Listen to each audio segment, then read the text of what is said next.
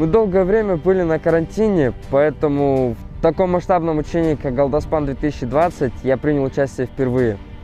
Моя задача заключалась в поражении целей из миномета в составе нашего расчета. Теоретически все моменты мы уже отработали под руководством нашего командира, но действовать в условиях, приближенных к боевым, было гораздо сложнее. Здесь все по-настоящему. Действовать в такой обстановке непросто, но и очень интересно.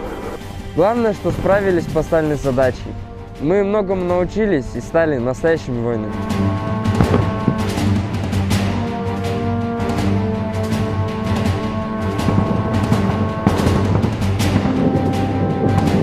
Алдаспан оқу-жаттығуы мен үшін алғашқы және үлкен тәжірибе болып отыр.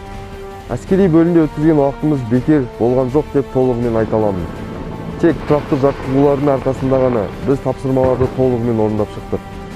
Оқу-жаттығу кезінде алған біліміміз маңызды екенін түсіндім. Жарылыс, оқтардың атылуы, техникалар және алдыңғы қатарда кетіп бара жатқан біз. Бұның барлығы ұмытылмас сәттер. Өзіңді нағыз сарбаздай сезінесің.